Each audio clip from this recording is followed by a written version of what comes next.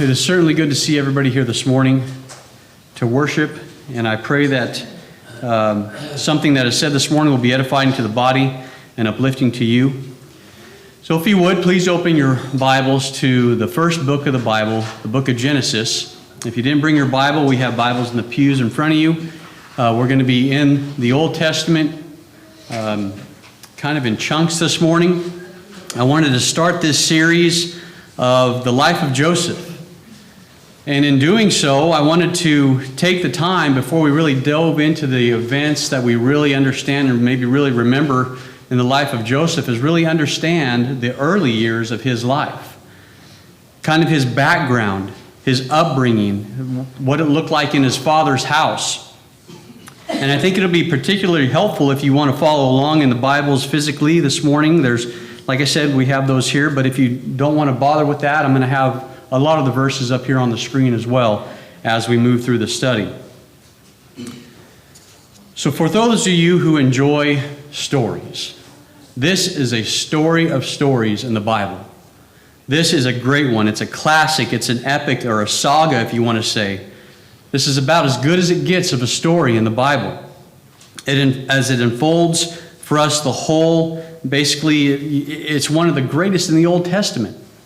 The biography of Joseph covers more space than any other given to any other character in the Old Testament in Genesis, more than Adam or to Noah or even Abraham, and actually it gives more space to him than his father Jacob.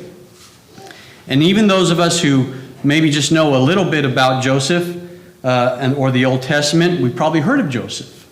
We probably understand, maybe we know who he is or we've heard of him. You see, the reason that we know of Joseph is the same way that we know of Jonah because of the whale or because of the great fish, or of Noah because of the ark. And we know this guy Joseph because of his multicolored coat that he was given. And the story of Joseph is common and popular. Even Broadway has recognized Joseph. They have created a musical called Joseph and the Amazing Technicolor Dreamcoat. And this was all based on Joseph in the Bible. But we're introduced to Joseph in chapter 37, verse 2 of Genesis chapter 37, when it says he was 17 years old, a young man, 17, tending the flocks with his brothers. And between that point and the record of his death, there's 93 years where there's a span of where we really see his story. He eventually dies at the age of 110. That's recorded for us in chapter 50. And we have all the biographical details of a life which was really amazing for many, many reasons, as we'll see. He provides for us probably the classic Old Testament illustration of the New Testament truth that is summarized in Romans 8:28. All things work together for good to those who love God, who are called according to his purpose. There's perhaps no other character to whom we may go in the whole Old Testament than this character Joseph, who quite amazingly provides this awesome summary of this verse that we see in Romans. A very, very important verse. The story of Joseph, as we'll see, it is a tale of bitter jealousy, of deceit, slavery, misrepresentation, injustice, lust, rivalry, forgiveness, brothers fighting brothers, resenting parental influence. It's a story of imprisonment. It's a story of deep trials that do not produce self-pity. It's the account of the prosperity that comes to one without any accompanying pride by that manner.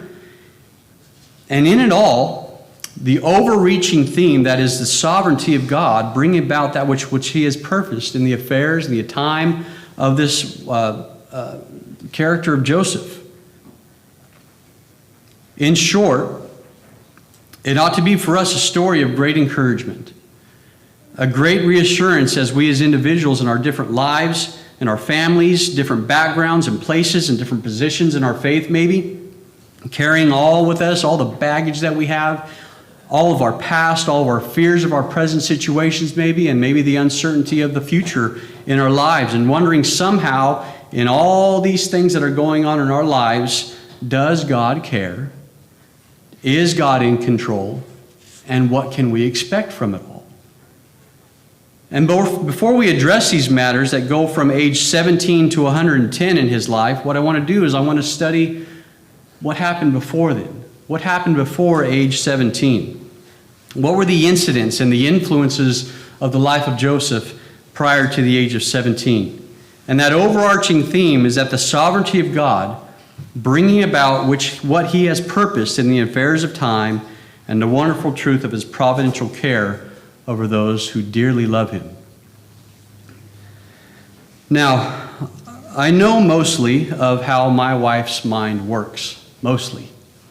And maybe you know yours as well, or maybe yours just works the same way. But I think if we were to look at this verse, and if Lizzie would read this verse, and we're just introduced to Joseph in this manner, it says, Joseph, being 17 years old, was feeding his flock.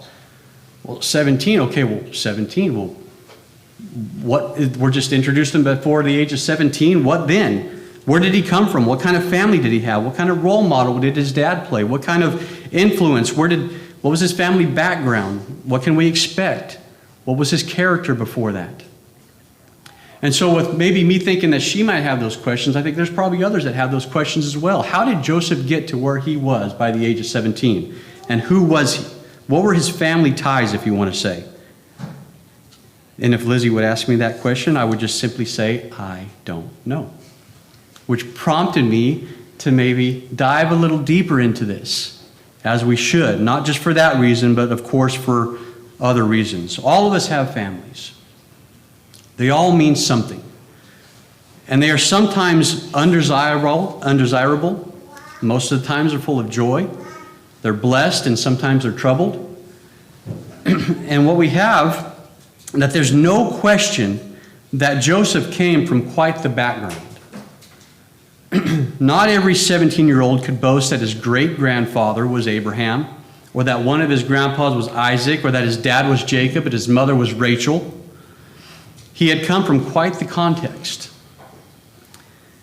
But what I want to do is I want to consider it from a point of his father, Jacob, the man Jacob.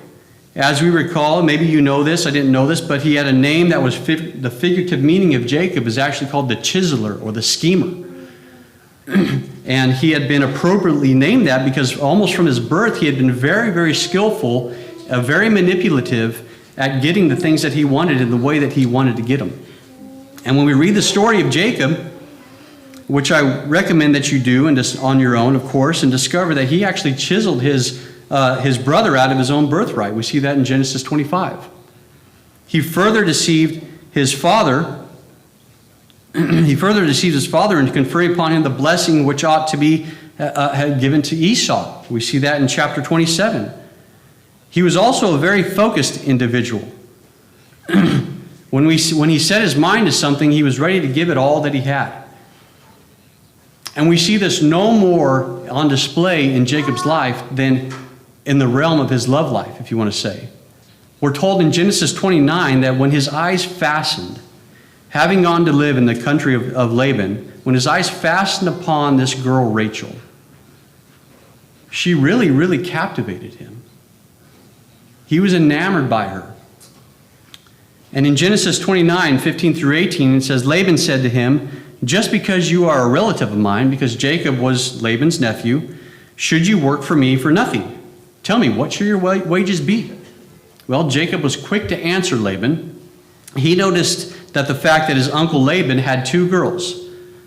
The older girl was Leah, the younger one was Rachel, and we're told that Leah had weak eyes, or she was delicate, if you want to say, or she was kind of frail, or she was just not what Rachel was. Whereas Rachel, we're told, was lovely in form and beautiful. And Jacob had fallen in love with Rachel. We see that in verse 18 of 29. And so when his uncle asks him, what would you like for your wages? He said, well, how does Rachel sound? And he said, by the way, he said, I'll work for 7 years for you for Rachel. And that's quite a deal. That's quite a deal. I mean, now I'm a father-in-law, and Justin did come to me asking for Kylie's hand in marriage, but I distinctly don't remember him saying that he'll work for me for 7 years for Kylie's hand in marriage. And that's exactly what Jacob did. Now, ironically, Jacob's uncle Laban was a bit of a schemer himself, and he deceives his nephew Jacob by slipping his older daughter to him of the night of their marriage and experience.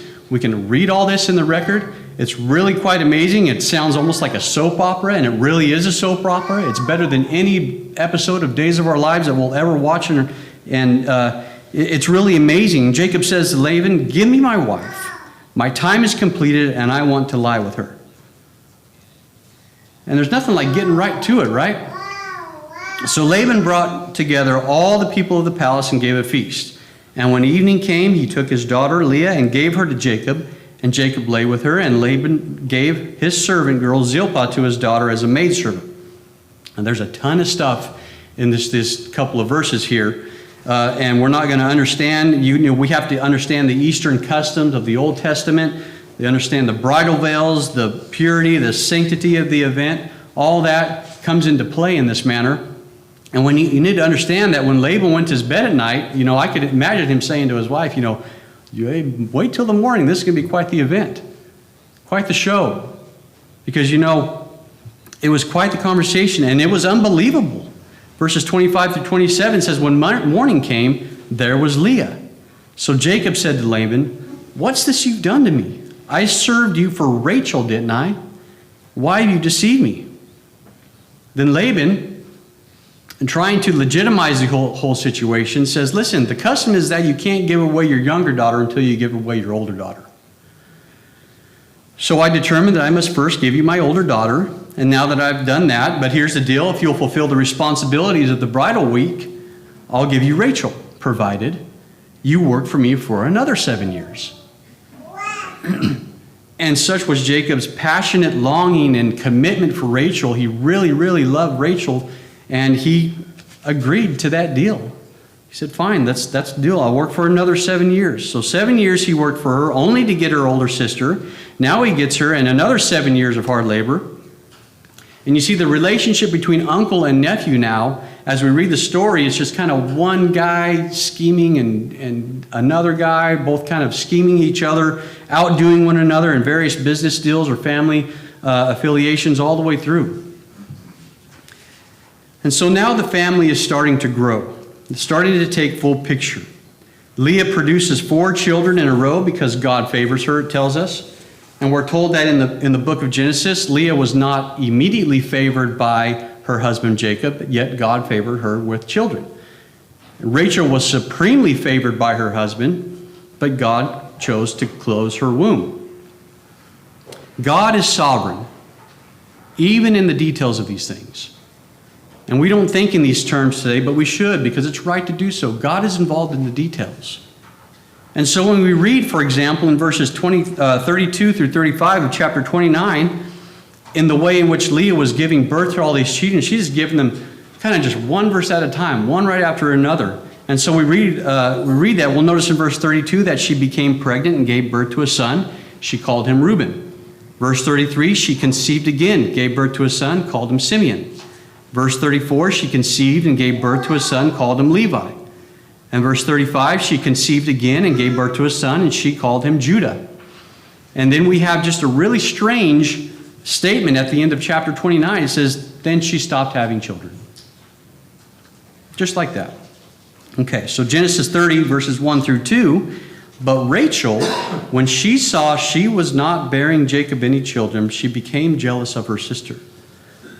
So she said to Jacob, give me children or I'll die. Jacob says, come on, give me a break. I'm not God. I don't choose who gives you children, who doesn't give you children. I can't make that stuff up. I'm not in charge of that. Verses 30 and verse 3, it says, or chapter 30, verse 3, it says, and so she did what was customary at the time. She took the servant maid Bilhah, and she said that she had been given, and she gave her to Jacob as a wife. It says, sleep with her so that she can bear children for me, and that through her I can too build a family. And as was the custom back then, any children born through that servant maid would be credited to as a child of Rachel. And no matter, and the matters, of course, take their course, and Bilhah gives birth to Dan in verse 6 and to Naphtali in verse 7. Now, Leah, then, whose productivity had dwindled, decided to the same strategy with her maidservant Zilpah, and Zilpah and Jacob got together, and Zilpah in turn gives birth to Gad in verse 10, and then to Asher in verse 13. And then we have this unbelievable thing where they start trading favors with mandrakes, currency of mandrakes. And in verses 14 and 15 of chapter 30, this whole mandrake trade going on during the wheat harvest. And Rachel and Leah are talking to one another. And Rachel says to Leah, hey, give me some of your mandrakes. And she said, well, wasn't it enough that you took away my husband? Now you want to take my mandrakes too? I think that was kind of a bit over the top, or a snap response by her. Can I have a few mandrakes? Hey, man, you just took my husband too. Now you want my mandrakes? Give me a break. That's kind of how I pictured in my mind how the conversation went. And in 15 and 16, we look at the reaction here. It says, very well, Rachel said. He can sleep with you tonight in return for your son's mandrakes. So, when Jacob came in from the fields that evening, Leah went out to meet him. And she said, you must sleep with me, she said. I've hired you with my son's mandrakes. And so that's what... that was that, I guess. And God listened to Leah. She became pregnant. She bore a fifth son. And Leah said, God has rewarded me, giving my maidservant to my husband. So she named him Issachar. And then she conceived again, and she bore him a sixth son. And she said, God has presented me with a precious gift. And this time my husband will treat me with honor because I have borne him 6 sons. So she named him Zebulun. And then she pops out a daughter named Dinah in verse 21. So, this thing's going crazy.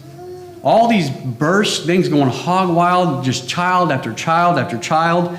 Kids all over the place. You got 6 boys and a daughter straight up out of Leah. 2 by her servant maid, so that's 9. And there's 2 by the other servant maid, that's 11. So up to this point, we're looking at these children right here on this family tree. Up to this point, that's 11. You got 10 boys, 1 girl, 1 dad, 4 mothers, 2 concubines, and you think that you've got a complicated family.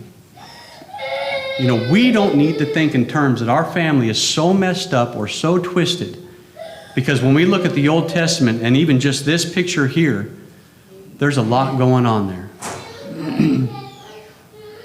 And then comes Joseph in the midst of all this. This is not a mythological story. This is truth. This is history. This is what came from this is where Jesus came from. He came from this family tree. Verses 22 through 24 of Genesis 30, it says, Then God remembered Rachel. He listened to her, and he opened her womb, and she became pregnant and gave birth to a son. And she said, God has taken away my disgrace. And she named him Joseph. And she said, May the Lord add to me another son. And so all in the background of all this family, the growth of this family, comes this little fella named Joseph. And they love him. Now, what we need to understand in this narrative, in this progression, what I'm going to try to do is that while it's not recorded for us step by step and clear accuracy, it's clear that at points where we have silence, there is actual a progression of time that happens there. So now between verses 24 in chapter 30 and chapter 37, verse 2, what we've got a space of 17 years, like we talked about already. 17 years, that's all wrapped up in the formative stages of this little boy's life, Joseph. And sometime after he was born, however short or however long, maybe months, maybe years, we're not told, but Joseph's father, Jacob, determines that they're going to move, the kind of occurrence that maybe happens in all of our lives. They're going to move from one place to another. The family moves from the land of Laban to Canaan. Maybe mom and dad are talking. They finally conclude, we're moving. Hey, we're going to move back to where we came from. We're leaving this land of Laban. We're going to go back to Canaan. We're going to relocate in Canaan, or where they were at in Laban, the land of Laban, which is Paddan Aram, all the way to Canaan, was about 550 miles. That's about from here, from Bakersfield, all the way nearly to the border of Oregon. That's a long way, 550 miles or so. To the kids who were old enough, maybe they would understand. They were shared at the dinner table, if you want to say. The parents would tell the older kids, hey, we're going to go ahead and move. You know, maybe they don't need to make this explanation to the younger children. We're going to move to Canaan. We don't know how old Joseph was at this time. Maybe he was 4, 5, 6, or 7, but he was the youngest one at that time, we do know. Sitting around a table at that time, if he was this age, he was able to maybe catch on to these conversations that were going on with his parents. He would know that there's a big change underway. And in that little boy's life, God was already forming his character for an exceptional purpose which Joseph nor any others could understand at that time. God was already moving. Through it all, God was working and planning and putting into this young boy's experience the essential situations and feelings that would be necessary for him to be his man in his place at his time. God is sovereign over all these things. I think it's safe to estimate that by the time that they were ready to make the move, maybe Joseph is 6 years old or so, and therefore he would have been aware of the fact that they were moving. They would have looked forward to it, and they would have prepared for the children for it, and he probably had one of his earliest memories of the moment that's recorded in verse 17 of chapter 31. It says, "Then Jacob arose and set his son and his wives on camels." And when they get there, maybe the kids really didn't know what was going on. The kids couldn't process the information. Their tiny lives were just in an amazement, in a whirl, so many things going on, moving from one place to another, loading up on camels, moving to a different land. You know, his father comes to him and says, this is it, this is the time, this is what we're doing, we're going to go ahead and move. And when all that uncertainty, you know, Dad Jacob just starts saying, hey, just trust me, listen to me, we're going to move, this is what we're doing, stick with me. And for Joseph, that experience would have been exactly the same. Maybe you say, Mom, where are we going? What are all these camels for? You're going to ride on that camel? Am I going to ride with you? Am I going to get my own camel? Am I going to ride in front with Dad? Can I ride shotgun on the camel? All these questions that maybe a kid can ask, you know, when all this stuff is going on. You know, I'm saying these things in order for us to understand, like, this is a real family. This was a real moment in a real family's life where these things actually come into play, making a real journey. And in it all, God is fashioning and forming this young boy for a future unknown to him. So on to the camels they go, with all the livestock, being driven ahead, all the goods accumulated in Paddan Aram, some of them legitimately, some of them illegitimately, to go to his father Isaac in the land of Canaan. Well, Jacob had not gotten where he was by that point by putting all this stuff behind him. You know, we're not going to ride up in front with all of our stuff behind, because people who are interested in our stuff, they're trying to come after us. If they want all the stuff that's behind us, they're going to get that fairly easily. So Jacob decided to put all of his livestock, all of his goods in front of him and kind of drive the whole family and all of his goods.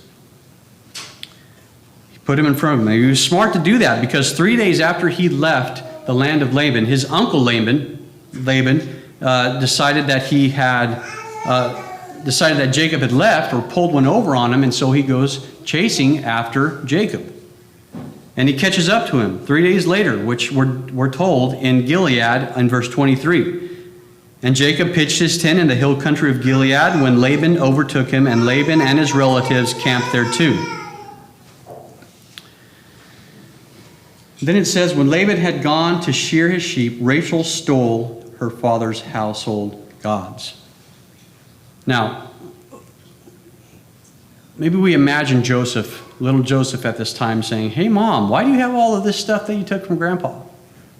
Why do you have the things that maybe when we went over to his house, we would see these things maybe in the china cabinet, these things that he called his gods, things he had over here in the corner. Why do you have all those things? Why did you take those from him? Why'd you take all of Grandpa's stuff? And maybe we can think of Rachel saying, oh, Joseph, be quiet. Don't worry about it. You know, your grandpa knows me, and I know your grandpa, and you just leave it alone. Don't bother me with these questions. Just run along, go play with your sheep. Maybe then Joseph goes over to his father, Jacob, and says, hey, Dad, why are we running away from Laban? Why are we running away from Grandpa? Why can't we just got up and left? Doesn't Grandpa like you? Don't we love Grandpa? I mean, we got all these camels loaded up. Why do we have to go away and all this stuff? Hey, Mom, why did Grandpa show up now? We've left for 3 days. Now Grandpa's here meeting us. What's going on? How come everyone's camping over here beside us? We can kind of imagine these little minds processing these things. Joseph processing these events in his life. And what do you think? Do you think he was in the company maybe of what happened in verse 26? Do we think he was kind of maybe eavesdropping a little bit when these questions were asked? Around the corner, listening intently to his grandpa, looking at his dad, says, what have you done? Laban goes to Jacob and says, what have you done? You've deceived me. You've carried off my daughters like captives in war. Joseph would have been saying to himself, maybe, so that's right. That's what I've been saying. Why did we just leave like this? Why did we take all the things? And now Grandpa said that we're doing exactly what I thought we were doing. In verse 27, why did you run off secretly and deceive me? Why didn't you tell me so we could have a party? And that's the significance of with joy and singing the music of tambourines and harps. And Joseph's thinking, yeah, why didn't we have a party before we left? Why didn't we have dinner together? Why didn't we have a sending away party? We just got up and left out of there. And so maybe Joseph would have been listening, and we think that little boy may have processed the question here in verse 28. It says, you didn't even let me kiss my grandchildren and my daughters goodbye. You've done a foolish thing. Now, I don't know about your relationship with your grandfather, but we all love our grandfathers. This is my grandfather, Galen Osburn. He's known for many, many great works in the church, establishing and helping the growth of the church in Africa, all of his preaching and all the things that he did. But what I remember about him more than anything, is who he was away from the pulpit. That's what I remember of him. Just being an absolute goofball for his grandchildren to be entertained by him. This is what he loved. This is who he was. All his formal preaching was great. All the work for the kingdom was immeasurable, but he was by far a great grandpa. You know, so I don't want any, that's a great one right there. And Grandma sent this one to me last night. But this is who he was. This is what I remember most about my grandfather. Willing to goof around and to make his grandchildren or his children laugh. Now, I wouldn't want anybody tearing me away from my grandpa without saying a proper goodbye. And that's what was happening here. Joseph was going to have to learn how to cry, learn how to deal with the pain, learn how to get gut punched, and even those early circumstances that we're going to read about in future studies. God was forming and framing this tiny life in preparation for what would be in the future. So, do you think Joseph kind of leaned in a little bit, or maybe his eyes tightened up a little bit when he heard this question in verse 30? Now, you have gone off because you long to return to your father's house, but why did you steal my gods?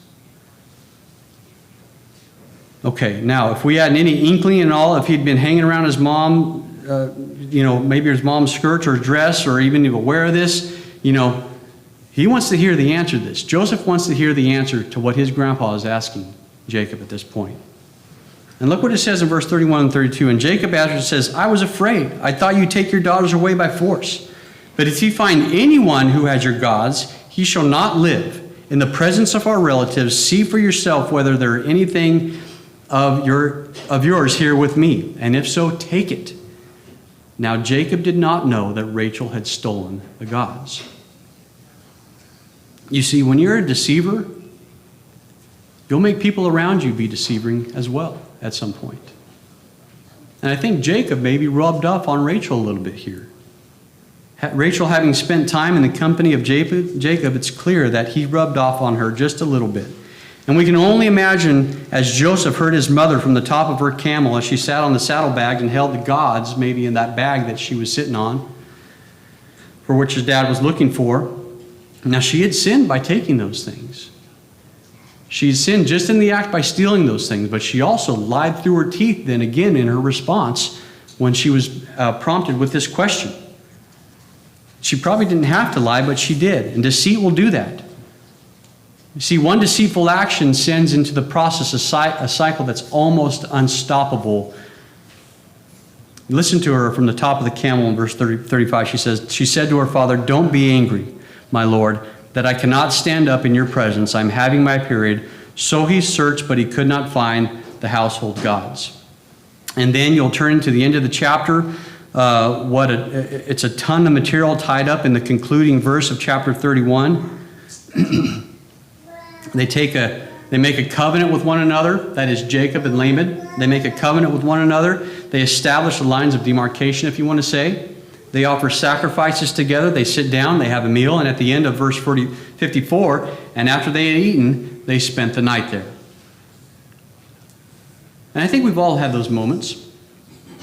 All the gathering of the family together, having dinner, having all the good times together, just being with one another, but there's always that anticipation of when everybody's going to have to go home. There's that underlying feeling of maybe anxiety, like, oh, these guys are going to have to leave now. We're going to have to deal with the sorrow of a goodbye. That's coming. And that was going to happen the following morning in this story. The party was over and the separation was inevitable. So they couldn't have all the joy of that evening, all that they did, without the prospect of the morning parting.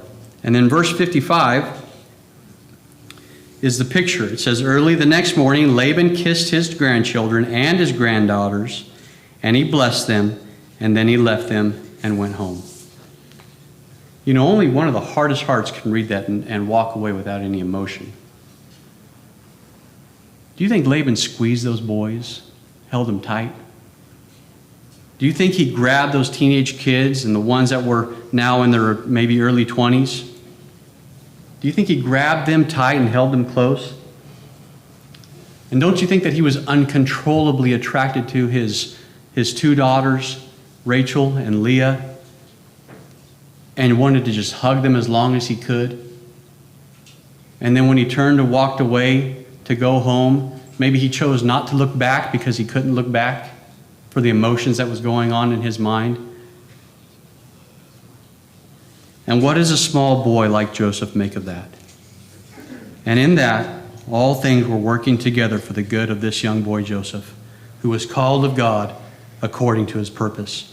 It's a great story so far, and I'm really excited to get into it further as we go.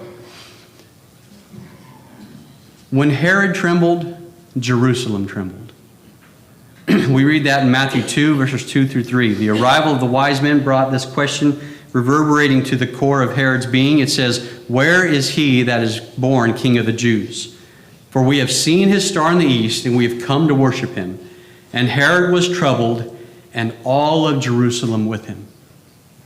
Basically, in other words, when he started to freak out, the entire place started to freak out. And I'm convinced that the fear and distress which gripped the life of Jacob in the prospect of facing his brother Esau that we see in chapter 32, I think Jacob started to get really, really anxious of seeing his brother Esau. We can read about all that went on with him. Quite a contentious relationship there. In verse 7 of chapter 32, it says, "In great fear and distress, Jacob divided the people who were with him into two groups." And again, I think Joseph would have been in on this a little bit. He would have heard something of this stuff going on. And I bet Joseph would have knew that there was something up with his dad and the news of 400 men coming with Esau. Jacob's thinking, 400 men? Why is 400 men coming with your brother, with my uncle Esau? He kept a little bit of this in his mind. Why is dad so upset? Why is he sending 400 men? And all the fear maybe going on in Jacob's life, and we see they kind of what the father's feeling than the family feels. If the father's upset, the family starts to get agitated. If the father's happy, then maybe the family starts to get happy. And I think these feelings that Jacob was having in a confrontation of his brother Esau was definitely seen by his family. And then we have the night when Jacob left his family. We see this in verse 22 of chapter 32. Jacob gets up, he takes his wives in the night and his 2 maidservants and his 11 sons, and he crosses the ford of Jabbok in the night. What would you think if all of a sudden your family just uprooted in the middle of the night to go somewhere else again? They're moving again. They have torches, very few, because they want to move circumspectly. They don't want to be noticed. They're walking their children. Maybe they're waking their children from their beds in the middle of the night and said, come on now, we got to cross the river. Middle of the night, the kids are kind of groggy and still not awake. Well, what are we doing this for, Dad? Why do we move in the middle of the night? Well, don't we need to gather everything? Can I get my favorite stuffed animal and go with us? We're in the middle of the night. And, all these questions. And maybe Jacob says, look, just be quiet. We're moving in the middle of the night. We're going to go. Just listen to your mother. We're moving. This is the decision that's been made.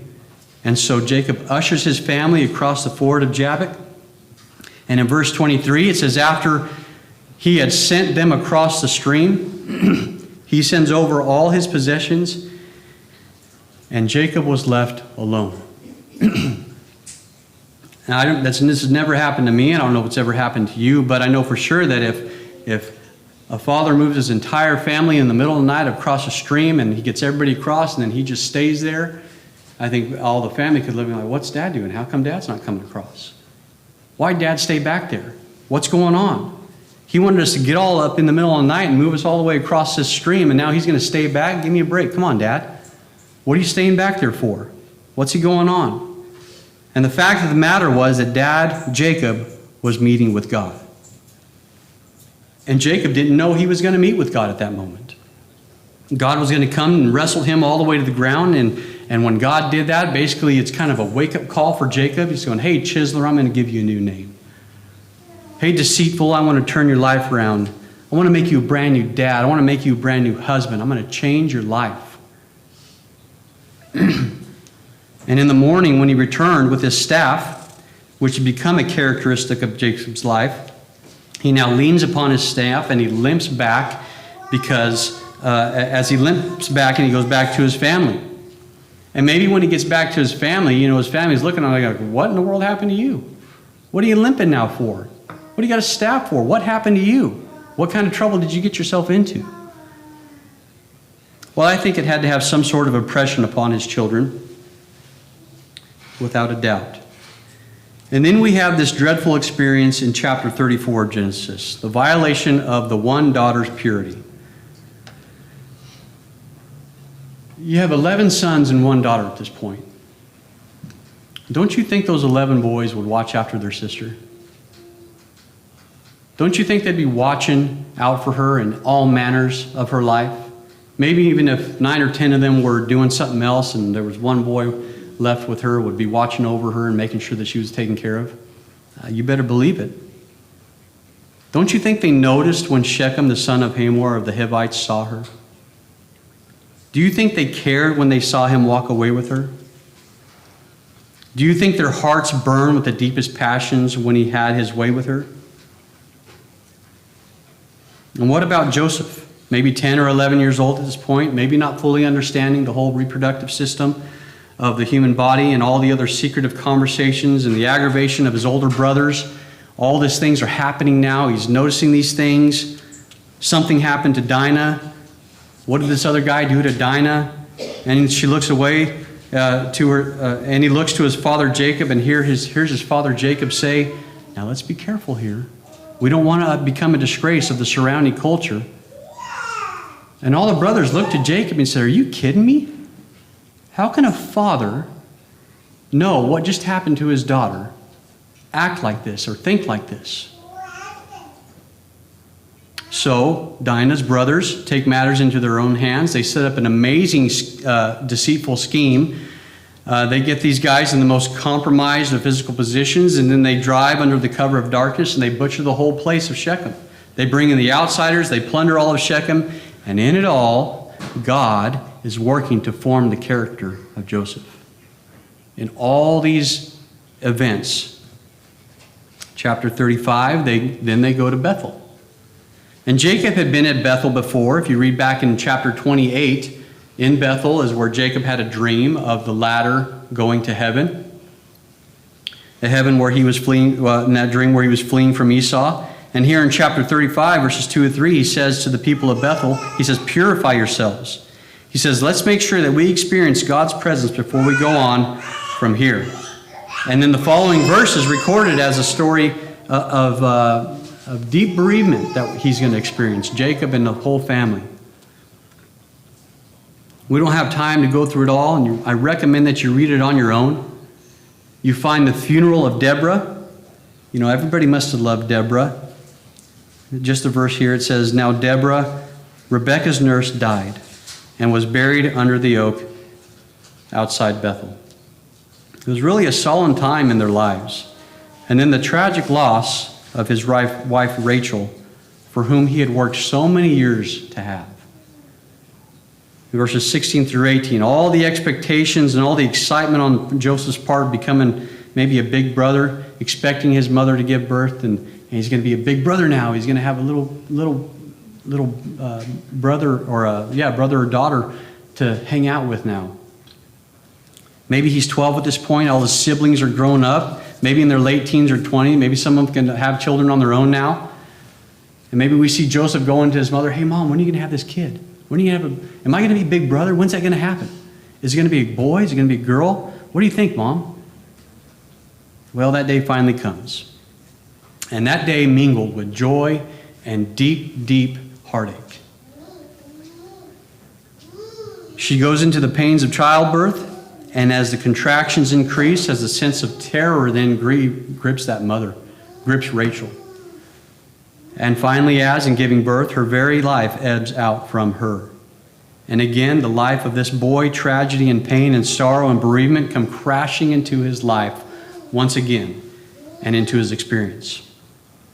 And then we read the record of the death of his grandfather, Jacob's grandfather, Isaac, and another burial service, and all the inevitable thoughts about the frailty of life and the reality of death and the necessity of faith maybe that's coming upon Joseph at this time.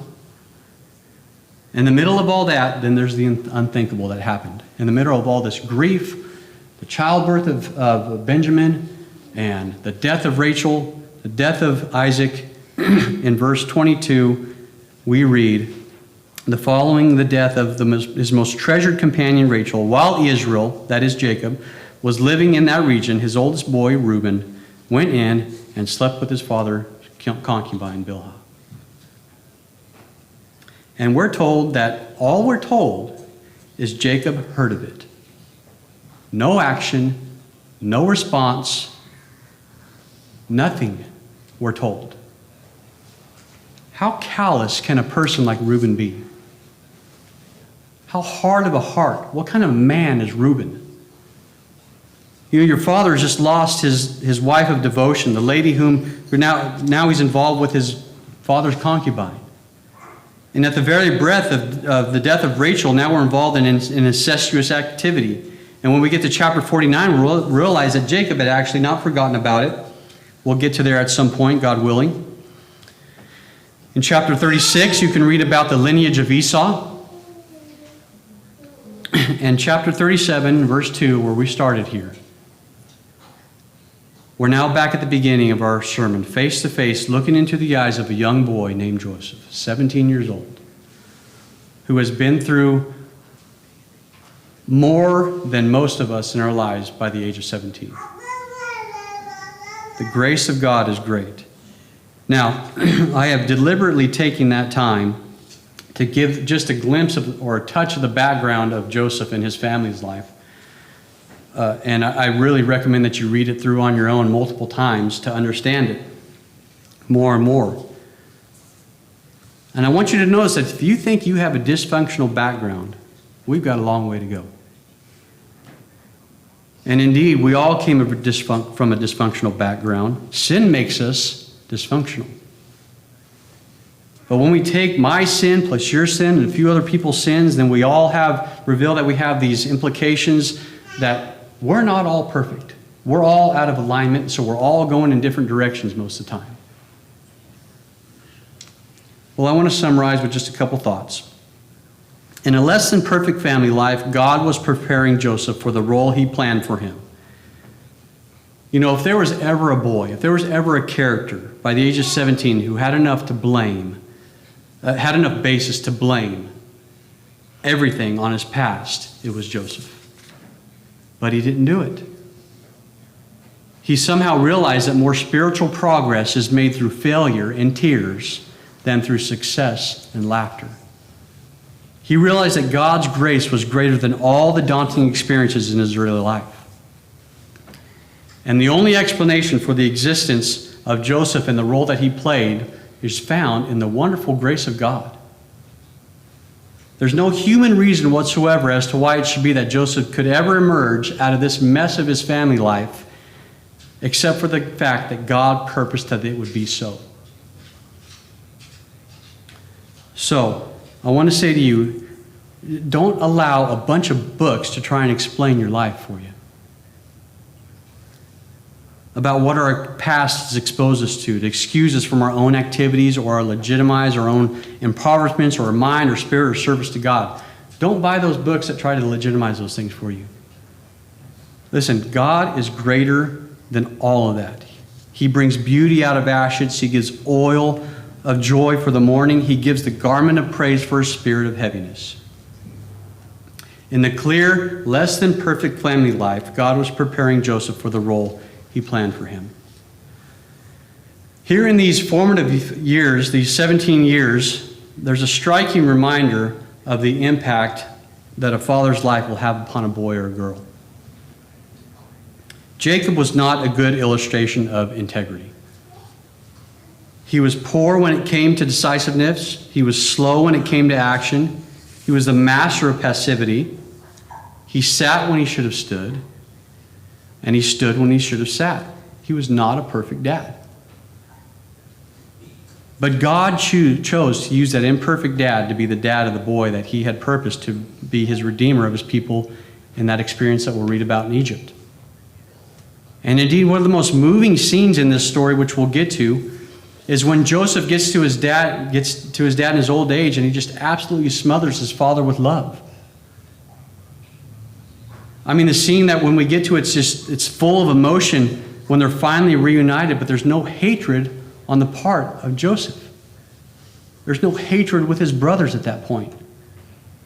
And in chapter 45, paraphrasing, his brothers say, "Hey, Joseph, we're sorry we put you through the pit. We're sorry we sold you into slavery. We're sorry for this." And Joseph says, "No, stop. Listen, it's okay.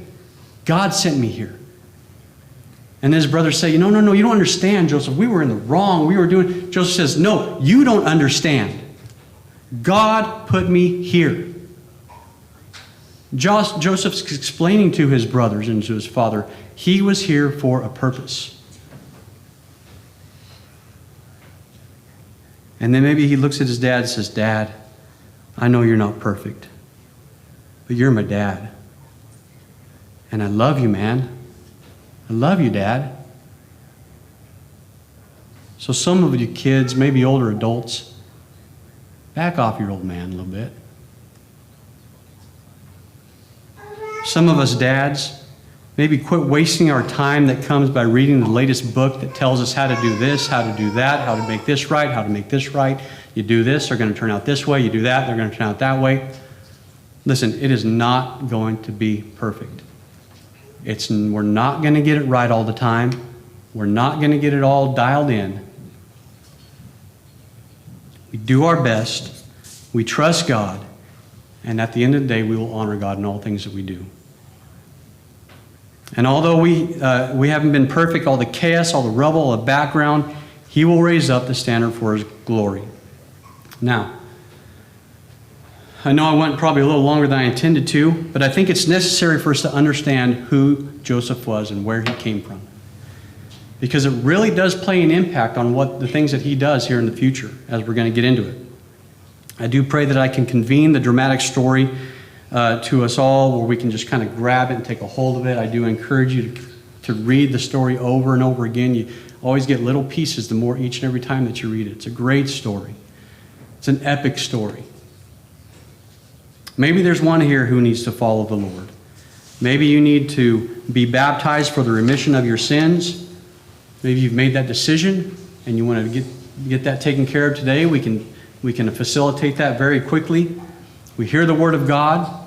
We believe it. We believe Jesus. We understand who He is. Where we change our life because of what He's done for us. We confess the name of Christ among others, and we're baptized for the remission of our sins.